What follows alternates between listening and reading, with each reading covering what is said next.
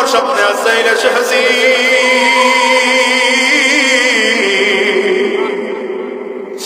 আজরাইল যখন জানটারে কবজ করে নিয়ে গেল, এবার তুমি আর আমি বড় একা। আমার দামি বাড়ি নাই, দামি গাড়ি নাই, টাকা নাই, পয়সা নাই, সম্মান ইজ্জত কোনো কিছুই তোমার আমার সাথে নাই। এবার ধরাধরি করিয়া তোমাকে ঘরের ফ্লোরের মধ্যে নামাইয়া ঘরের চাটাইটারে বিছাইয়া চিৎ করে লম্বা করে শোয়াইয়া দিল। আর এই ঘরের পুরাতন চাদর দিয়ে ডেকে দিল। হায়রে হিসাব নিলে করে যুবক কত মানুষ এসে কান্না করে, সন্তান এসে বাবা বাবা বলে বলে ডাকে। আরে আত্মীয় স্বজনরা সব এসে বাড়ি ঘর পড়ে গেল, তুমি আর আমি জবাব দিতে পারি না, তুমি আর আমি বড় একা। এবার নিজের হিসাব একটু নিজে মিলাও। একদম লোক চলিয়া গেল বাজার থেকে বড়ই বাজার গরম পানি করার জন্য, একদম লোক চলিয়ে গেল বাজার থেকে কাফনের কাপড় কিনে আনার জন্য, একদম লোক চলিয়ে গেল সাবান কিনে আনার জন্য, আর একদম লোক চলিয়ে গেল ওই বাগানের কিনারায় চারিদিক থেকে কাপড়ের ঘেরাও করিয়া তোমারে আমার ধরা ধরে করিয়া বাগানের কিনারায় নিয়ে যায়। বাগানের কিনারায় নিয়ে সুন্দর করে যত্ন সহকারে ডলিয়া ডলিয়া গোসল করাইয়া বাজার থেকে কিনে আনার সাদা কাপড়টারে বিছাইয়া তোমারে আমারে বড় যত্ন সহকারে প্যাকেট করা। মাথার মধ্যে একটা বান দিল, পায়ের মধ্যে একটা বান দিল, কবরের মধ্যে আর একটা বান দিয়ে দিল। এইবার তাকিয়ে দেখো গোটা দুনিয়াটা মিথ্যা। এই দুনিয়ার ক্ষমতাও কাজে লাগলো না, এই দুনিয়ার সম্পদও কাজে লাগলো না। এই দুনিয়ার মানুষ তোমার আমার লাশটারে ধরাধরি করিয়া খাটিয়াটার মধ্যে উঠাইয়া এমন কোন মাঠে নিয়ে আইসা ঘরে তোমার ধরাধরি করিয়া জানাজা পড়াবে। ইমাম দাঁড়ায় যাবে জানাজার ইমামতি করার জন্য, জানাজা কমপ্লিট করাইয়া খাটিয়াটা উঠায় কাদের মধ্যে নিয়ে কবরের দেশে দিয়ে রওনা হবে। কবরের পাশে লাশটারে রাখিয়া তোমার আমার লাশটা কবরে নামানোর জন্য তিনটা লোক কবরের মধ্যে নেমে যাবে। একজন তোমার আমার মাথায় ধরবে, একজন পায়ে ধরবে, একজন মাথার হাতের মধ্যে ধরবে। আরে তিনটা লোক ধরাধরি করিয়া কবরের মধ্যে নামাইয়া মাথার বান করে টপ করে লাফ দিয়ে কবর থেকে উঠে যাবে। পায়ের বানটা আর একজন করে কবর থেকে উঠে যাবে, মাথার বানটাও করে কবর থেকে উঠে যাবে। এবার একটা একটা করে বাঁশ বিছা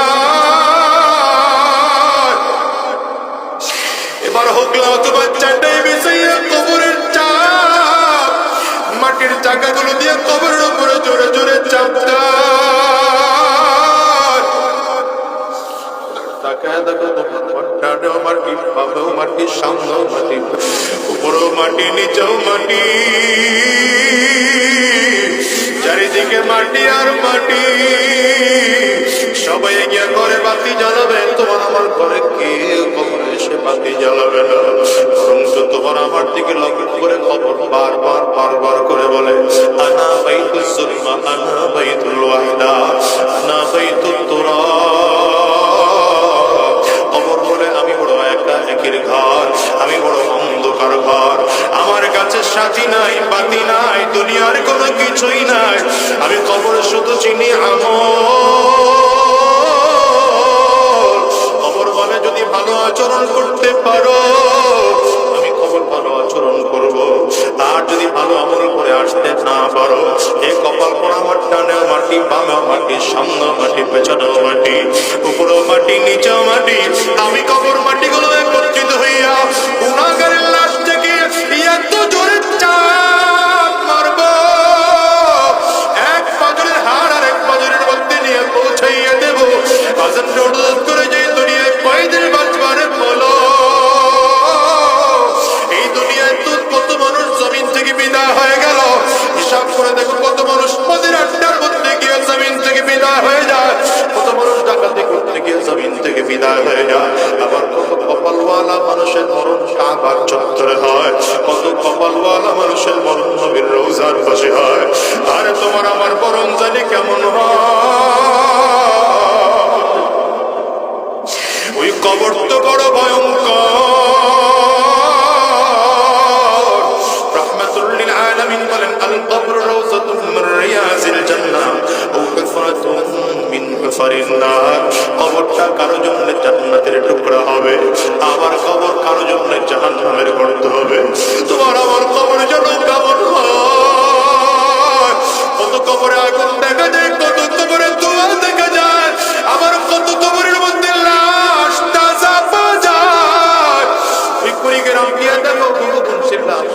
23 বছর পরে কবর থেকে উঠানো হয়েছে, 27 বছর পরে কবর থেকে উঠানো হয়েছে।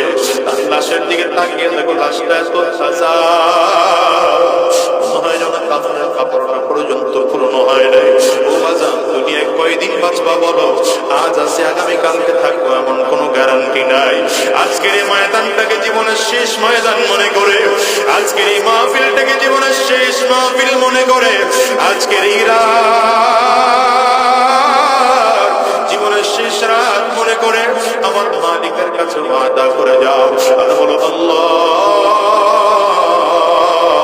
যতদিন এই দুনিয়ার মধ্যে বেঁচে থাকবো আর হারাম রাস্তায় কদম বাড়াবো না, আর শয়তানি রাস্তায় কদম বাড়াবো না, আর গুনাহের পথে চলবো না, আর শয়তানি রাস্তায় কদম বাড়াবো না। আল্লাহ কারা কারা ওয়াদা করতে তৈয়ার? দুইটা হাত উঁচা করে আমার দেখা, আওয়াজ দিয়ে চিৎকার করে জোরে ডাকো আল্লাহ। চোখে যদি পানি না সে কান্নার নাম ধরে আমার মালিকের ডাকবে, আর ভাবে তাকিয়ে দেখো কার চোখের কোটায় পানি। ওই মানুষটার দিকে তাকিয়ে নিজের নিজে ধিক্কার মারো, আর চোখের পানি ফেলাইয়া আমার মালিকের ডাকো আল্লাহ।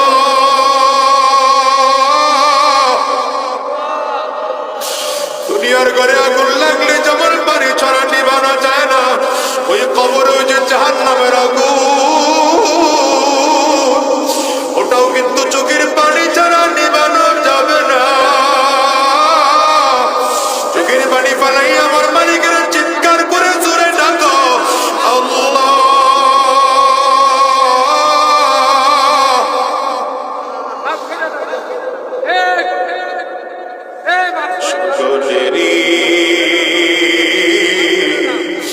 দরজা হইতে আল্লাহ ফিরিয়া উমরিদা বাজার মিলা করিয়া। আল্লাহ সবাই আর হারাম রাস্তায় চলবো না, শয়তানি রাস্তায় কদম বাড়াবো না, গুনাহের পথে আর চলবো না। আল্লাহ তুমি কবুল করে নাও, কবুল করে নাও, কবুল করে নাও। চিৎকার করে বলো আমিন, আওয়াজ দিয়া জবান করে বলো আল্লাহুম্মা আমিন। উলাইকা কাল আনআম বাল হুম আদাল, উলাইকা হুমুল গাফিলুন।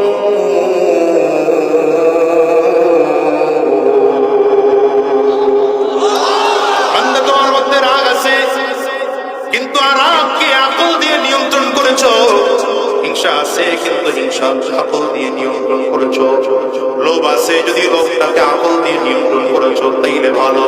আর যদি করতে না পারো তবে তোমার অবস্থা হলো দুনিয়ার চতুষ্পা জন্তু, ভেড়া, শিয়াল, শুয়োর, কুকুর, আল্লাহ বলেন তার চেয়েও তোমার অবস্থা খারাপ। দামি হওয়ার জন্য আল্লাহ তাআলা আপনার আমার মধ্যে আকল দিয়ে পাঠাইলেন। আবার আকলটাকে পরিচালনা করার জন্য আল্লাহ তাআলা কোরআন কারীম দিলেন। নামাজ করে বলেন শুধু কোরআন বোঝার জন্য।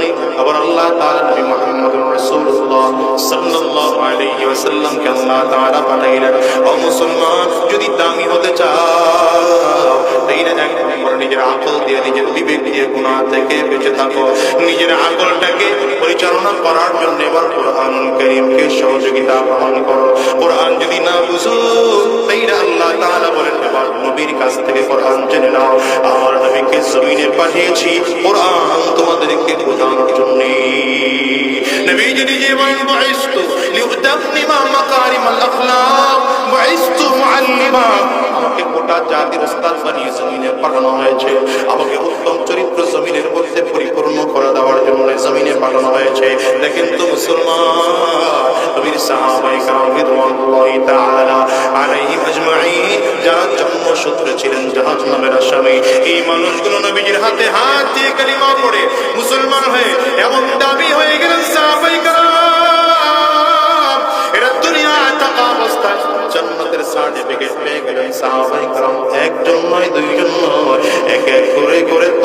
সাহাবীকে নবীজি নিজের জীবদ্দশায় জান্নাতের সার্টিফিকেট দিয়েছে।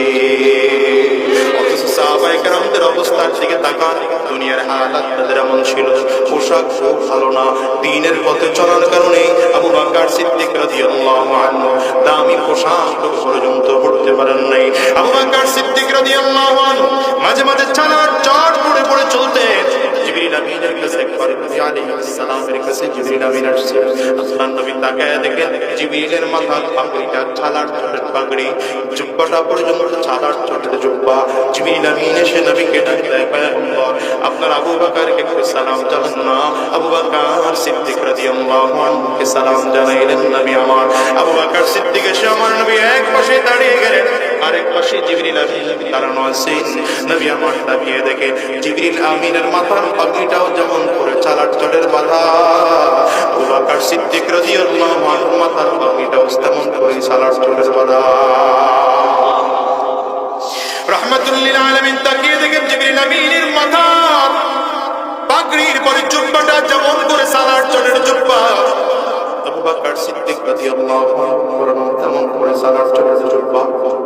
একবার আবু বকর সিদ্দিকের দিকে তাকায়, একবার জিবরিল আমিনের দিকে তাকায়, আবার জিবরিল আমিনের দিকে তাকায়, আবার আবু বকর সিদ্দিক রাদিয়াল্লাহু আনহুর দিকে তাকায়। একেবারে জিবরাইল তুমি কি জিবরিলের পোশাক পরেছ না জিবরিল তোমার পোশাক পরেছে? আবু বকর তোমার পোশাক পরেছে না তুমি আবু বকরের পোশাক পরেছ? জিবরিল আমিন বলেন, পয়গম্বর আমার পোশাক কেন আবু বকর পরবে? আমার পোশাক নয়, বরঞ্চ আমি জিবরাইল আবু বকরের পোশাক পরেছি। আজকে শুধু আমি জিবরাইল নয়, আসমানের সব ফেরেশতারা আজকে খুশি হইয়া আবু বকর সিদ্দিকের পোশাক পরেছে। রাহমাতুল লিল আলামিন আবু বকর সিদ্দিক রাদিয়াল্লাহু আনহু দিকে তাকিয়ে আছে। নবীজির চোখ দিয়ে টপ টপ করে পানি পড়তে আরম্ভ হয়। এই আবু বকর তো সেই আবু বকর, যে আবু বকর মক্কার বাজারের সবচেয়ে দামি কাপড় দিয়ে জামা বানাইতেন। এই আবু বকর সিদ্দিক তো সেই আবু বকর, যে আবু বকর সিদ্দিক রাদিয়াল্লাহু আনহু মক্কার বাজারের সবচেয়ে বড় ব্যবসায়ী ছিলেন।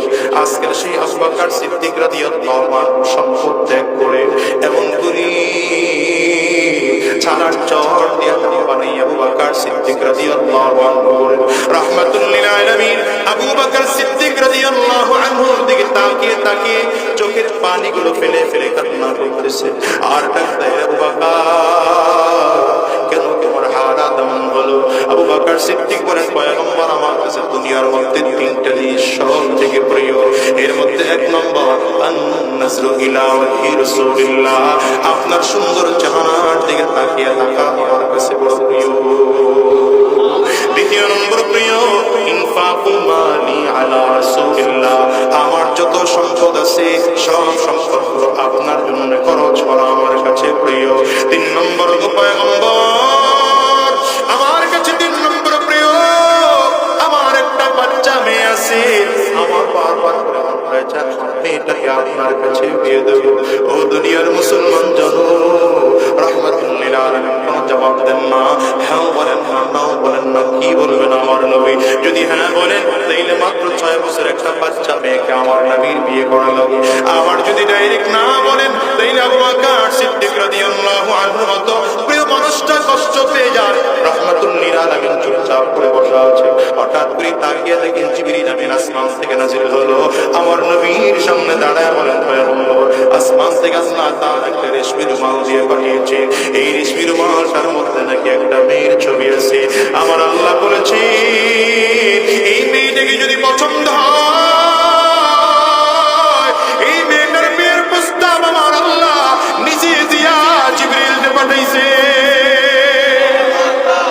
আল্লাহ পয়গম্বর রেশমি রুমাল আবু বকর সিদ্দিকের সামনে আবু বকর তাকায় দেখো এই ছবিটা কার মেয়ের ছবি বলো তো? আবু বকর সিদ্দিক রাদিয়াল্লাহু আনহু বললেন, পয়গম্বর আল্লাহর রাসূল এই ছবিটাই তো আমার মেয়ের ছবি। নবী আমার ডাক্তার আবু বকর এইবার তোমার মেয়েটা ছোট না বড়, ভালো না মন্দ, সুন্দর না অসুন্দর দেখার কোনো প্রয়োজন নাই, আমি নবী বিয়ে করার জন্য তাইয়ার। এই আবু বকর সিদ্দিক রাদিয়াল্লাহু আনহু মক্কার বাজারে সবচেয়ে দামি কাপড় দেয়া আবু বকর সিদ্দিক জামা বানাইতেন। আবু বকর সিদ্দিক রাদিয়াল্লাহু রাদিয়াল্লাহু আনহু মক্কার বাজারের সব থেকে বড় ব্যবসায়ী ছিলেন। আজকে সম্পদগুলো সব কেন শেষ হয়ে গেল? তোমার আমার নবী সাল্লাল্লাহু আলাইহি কথায় চলার কারণে হারাম সম্পদগুলো ছেড়ে দিয়েছে। নিজের সম্পদগুলো সব আল্লাহর রাস্তায় দান করে করে করে করে গরিব হয়ে গেলেন। কিন্তু গরিব হতে পারে, আল্লাহর কাছে আবু বকরের দাম আছে না নাই? চিল্লায় জোরে বল। নবী আমার ডাক দেয়, জিবরাইল কেন আমার কাছে আজকে এসেছো? আর এসে কেনই বা আবু বকরকে সালাম জানাইতে বলো? আবু বকর সিদ্দিক রাদিয়াল্লাহু আনহু বললেন, পয়গম্বর উনি আপনার কাছে আসি, ওয়াহী আপনার কাছে নিয়ে আসি, অথবা কোরআনের কোন আয়াত নিয়ে আসি, হাদিসের কোন একটা অংশ আপনার কাছে নিয়ে আসি। আজকে আপনার কাছে কোন ওয়াহী নিয়ে আসি নাই, আল্লাহ পাকের পক্ষ থেকে সালাম আবু বকরকে পৌঁছে দেওয়ার জন্য জমিনে আসছি। এই আবু বকর সিদ্দিক রাদিয়াল্লাহু আনহু তো একজন জাহান্নামের আসামি ছিলেন। আজকের তার এত কেন দাম? একটাই মাত্র কারণ, নিজের আকলটাকে দিয়া, বিবেকটাকে দিয়া গুনাহের কাজের মধ্যে লিপ্ত হন নাই, বরং নিজের আকলটা কোরআন অনুযায়ী চালাইছে। কোরআনের যেই জায়গা বুঝেন নাই, নবীর কাছ থেকে সেই জায়গাগুলো বুঝে নিয়েছে।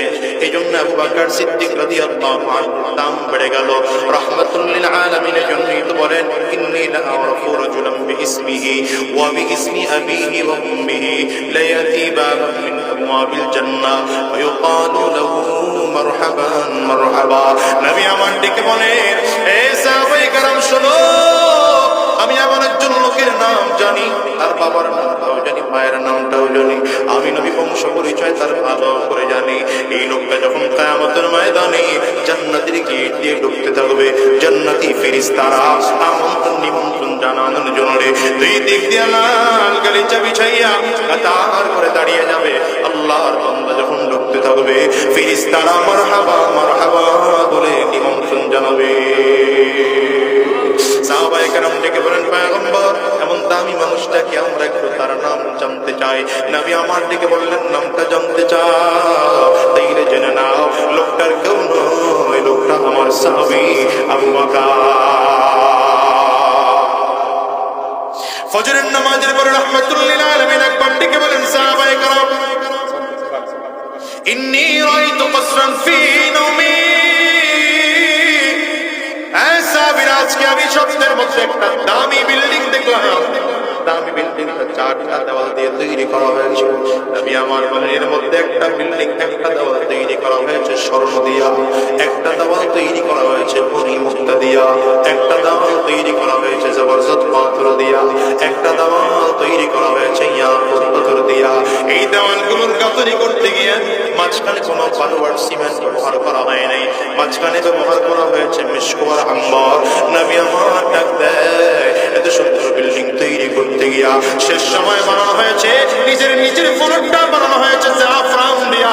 নবী আমার ডেকে ডেকে বলে, এত দামি বিল্ডিং দেখা জিজ্ঞাসা করলাম, লিমান হাদা, এত সুন্দর ঘরটা কার? একজন এসে বললেন, ফাতাম মিন কুরাইশ, এটা কুরাইশ বংশের একজন যুবকের। নবী আমার ডেকে বলেন, জানান্তু ইন্নী মিন কুরাইশ ওয়া ইন্নাহু লি, মনে মনে চিন্তা করলাম আমিও তো কুরাইশ বংশের একজন যুবক, তাইলে মনে হয় জান্নাতের বাড়িটা আমার জন্য বরাদ্দ করা হয়েছে। নবী আমার ডেকে বলেন, এক কদম চিন্তা করে কদম সামনে বাড়াইলাম, হঠাৎ করে আল্লাহর ফেরেশতা এসে সামনে দাঁড়িয়ে ডেকে বললেন, পয়গম্বর এই বাড়িটা আপনার নয়, এ বাড়ি আপনার সাহাবী উমরের। আল্লাহু আকবার, চিৎকার করে আওয়াজ করে বল। নবী আমার ডাক দেয়, উসমান,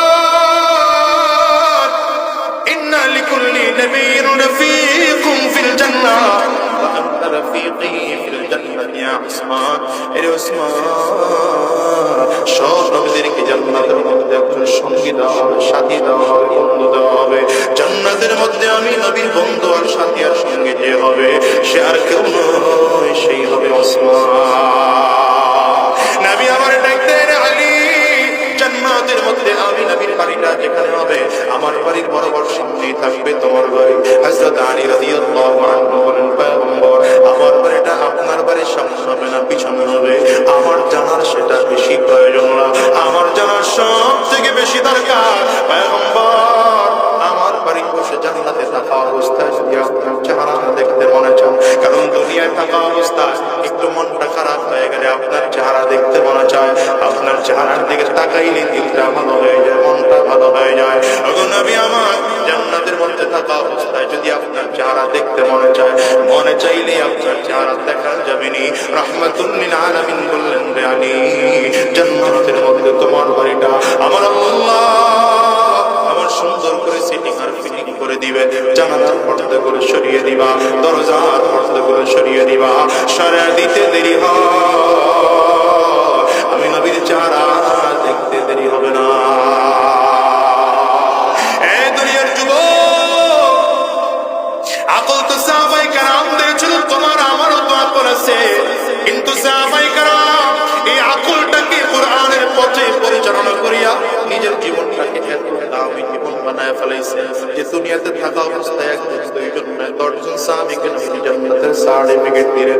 শুধু তাই নয়, আমার তোমার নবী রাহমাতুল লিল আলামিন আল্লাহ তাআলা পয়গম্বরকে জানায় দেন, পয়গম্বর বদরের ময়দানে যে সকল সাহাবায়ে কেরাম উপস্থিত হয়েছিলেন, আমি আল্লাহ এদের জিন্দেগির গুনাহগুলো মাফ করে দিলাম।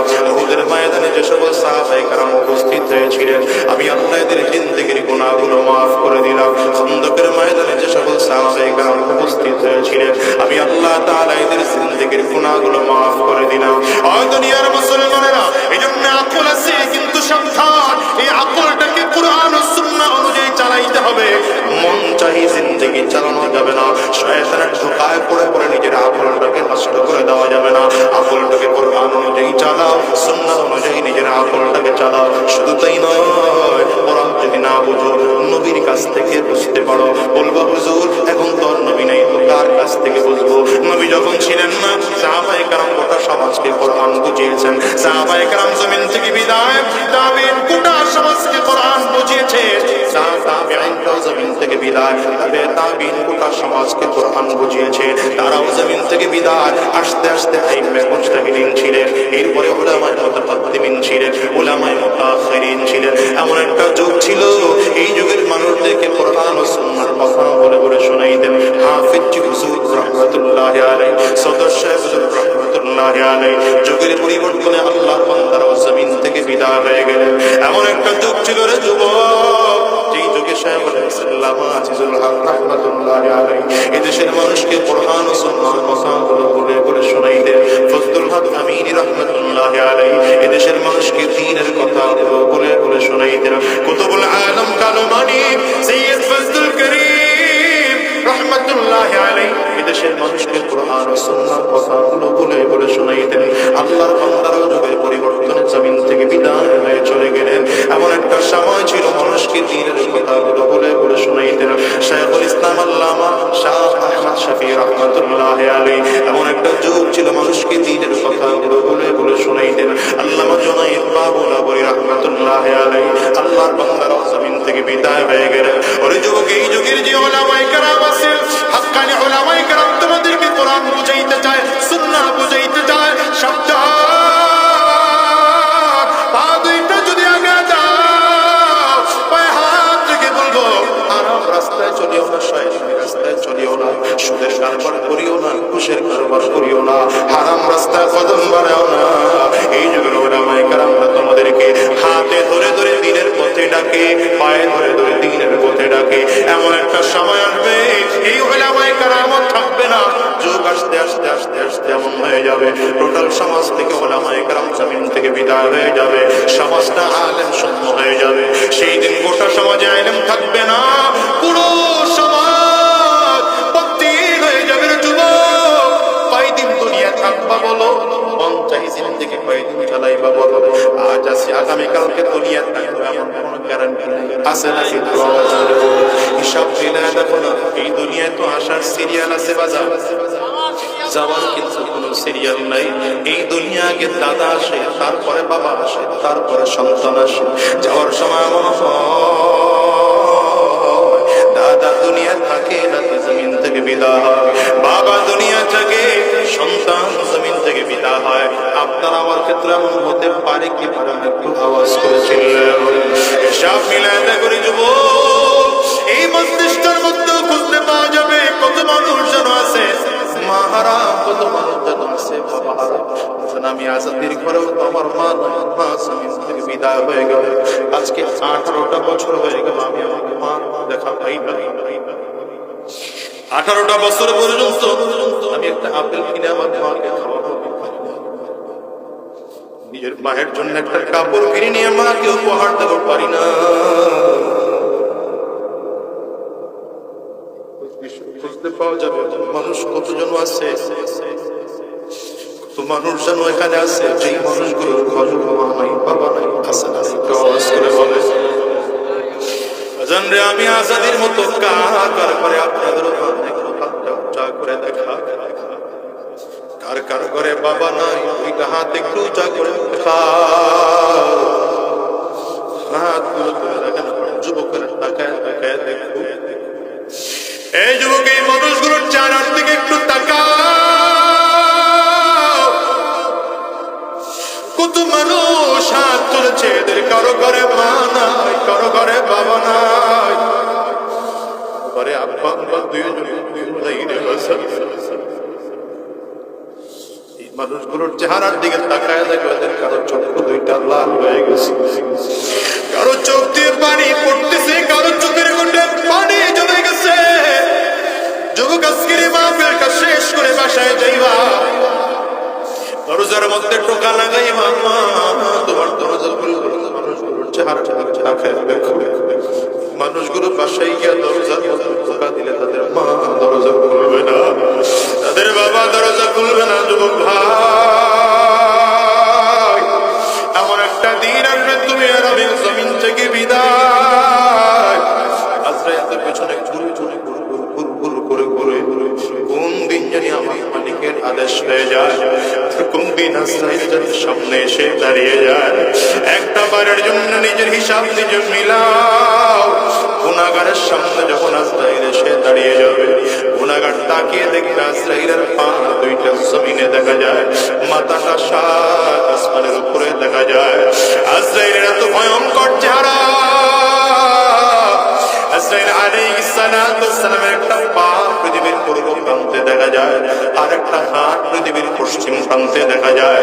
আজরাইল আলাইহিস সালাতু ওয়াস সালাম চক্ষু দুইটা উহুদ পাহাড়ের চেয়ে বড় মনে হয়। আজরাইল আলাইহিস সালাতু ওয়াস সালামের প্রত্যেকটা পশমের কোড়াল থেকে মনে হয় যেন আগুনের ফুলকি বের হয়। এই কলিজার টুকরা যুবক রে, বাজান রে, হাত চোখের পানিগুলো ফেলে চক্ষু দুইটা বন্ধ করে ফেল, মাথাটা নিচের দিকে দিয়া 2 মিনিটের জন্য একটু মোড়ায় বাবায় চলে যাও, দেখো চোখ দিয়া পানি আসে কিনা, তিলটা নরম হয়ে গেলে। মনে মনে এবার চিন্তা করো, তোমার আমার সামনে আজরাইল এসে হাজির।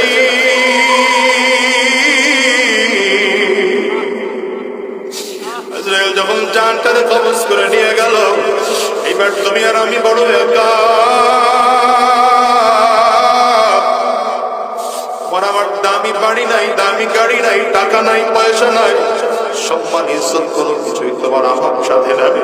এবার ধরাধরি করিয়ে তোমাকে ঘরের ফ্লোরের মধ্যে নামাইয়া ঘরের চাটাইটারে বিছাইয়া চিৎ করে লম্বা করে শোয়াইয়া দিল, আর এই ঘরের পুরাতন চাদর দিয়ে ঢেকে দিল। হায়রে হিসাব দিলে করে যুবক, কত মানুষ এসে কান্না করে, সন্তান এসে বাবা বাবা বলে বলে ডাকে, আরে আত্মীয় স্বজনরা সব এসে বাড়ি ঘর পড়ে গেল, তুমি আর আমি জবাব দিতে পারি না, তুমি আর আমি বড় একা। এবার নিজের হিসাব একটু নিজের মিলাও।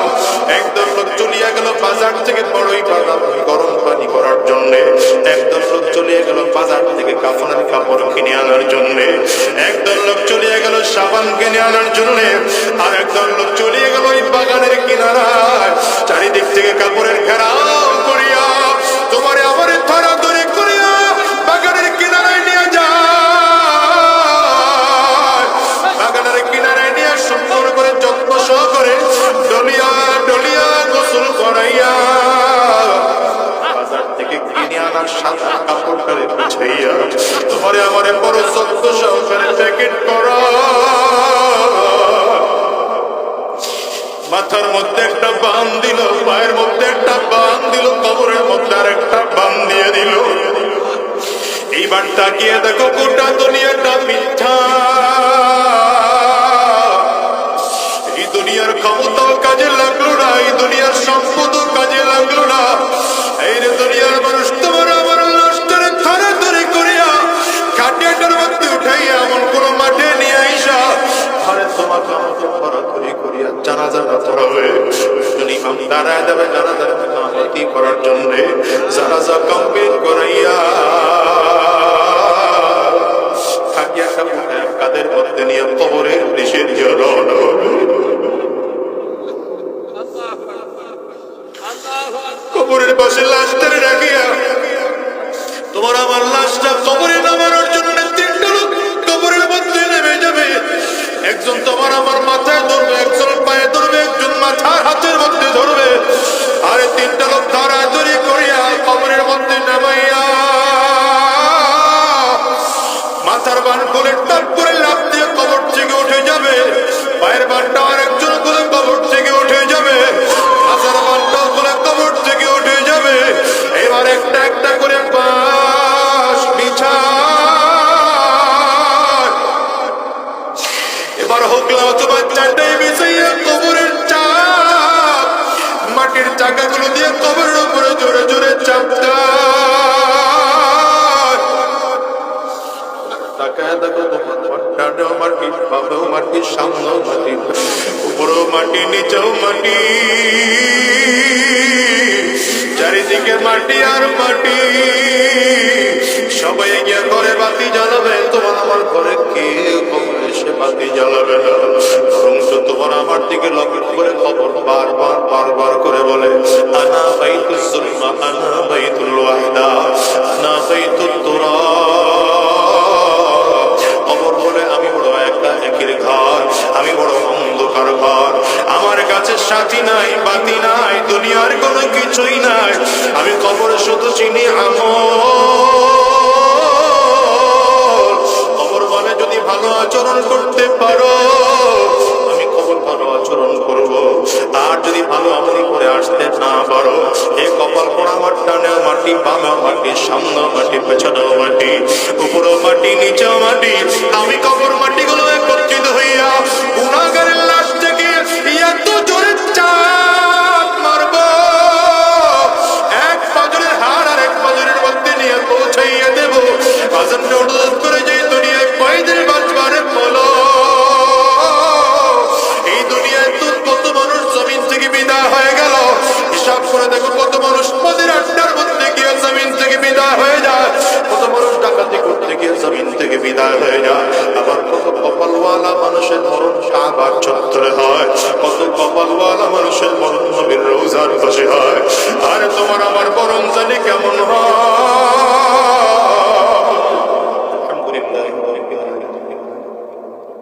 والصلاة والسلام على سيد الأنبياء والمرسلين. ربنا ظلمنا أنفسنا وإن لم تغفر لنا وترحمنا لنكونن من الخاسرين. ربنا لا تزغ قلوبنا بعد إذ هديتنا وهب لنا من لدنك رحمة إنك أنت الوهاب. رب ارحمهما كما ربياني صغيرا رب ارحمهما كما ربياني صغيرا. ربنا فاغفر لنا ذنوبنا وكفر عنا سيئاتنا وتوفنا مع الأبرار. رب العالمين মেহেরবান খোদা আমাদের জিন্দেগীর গুনাহ খাতাগুলো মাফ করে দাও, আমাদেরকে দ্বীন ও ইসলামের জন্য কবুল করে নাও। দুনিয়ার জমিনে যতদিন বেঁচে থাকবো তোমার গোলামি করার তৌফিক দিয়ে দাও, জমিন থেকে যখন বিদায় হয়ে যাব ঈমান নিয়ে যাওয়ার তৌফিক দিয়ে দিও। শয়তানের ধোঁকা থেকে আমাদেরকে হেফাজত করো, আয় আল্লাহ সব রকম বিপদ থেকে আমাদেরকে হেফাজত করো। রব্বে করিম বাংলাদেশকে ইসলামের দেশ বানিয়ে দাও, রব্বে করিম কোরআনের দেশ বলে কবুল করে নাও। আয় আল্লাহ এই মাদ্রাসাকেও তুমি কবুল করে নাও। আজকের এই মাদ্রাসা করতে গিয়ে যারা টাকা পয়সা বেতন শ্রম বুদ্ধি দিয়ে সহযোগিতা করলেন প্রত্যেককে তুমি কবুলের মঞ্জুর করে নাও। এই মাদ্রাসার আসাতিজা کرام, তুলাবায়ে আযম, মুহিব্বিন, মুতাআল্লিকিন প্রত্যেককে তুমি কবুল করে নাও। আয় আল্লাহ, আজকের এই মাহফিলকেও তুমি কবুল করে নাও। আমার পর্দার আড়ালের মা বোনদেরকেও কবুল করে নাও, মুরব্বী বাজানদেরকেও কবুল করে নাও, মাসুম বাচ্চাদেরকেও কবুল করে নাও। আয় আল্লাহ, আমাদেরকে দ্বীন ও ইসলামের জন্য কবুল করে নাও। দুনিয়ার জমিনে যতদিন বেঁচে থাকবো তোমার গোলামি করার তৌফিক দিয়ে দাও। জমিন থেকে যখন বিদায় হয়ে যাব ঈমান নিয়ে যাওয়ার তৌফিক দিয়ে দিও। আয় আল্লাহ, আমাদেরকে দ্বীনের পথে চলার তৌফিক দিয়ে দাও, ইসলামের পথে চলার তৌফিক দিয়ে দাও, তোমার গোলামি করার তৌফিক দিয়ে দাও। আয় আল্লাহ, দ্বীনের পথে আমাদের জন্য কবুল করে নাও। সুবহানা রাব্বিকা রাব্বিল ইজ্জাতি আম্মা ইয়াসিফুন ওয়া সালামুন আলাল মুরসালিন ওয়াল হামদু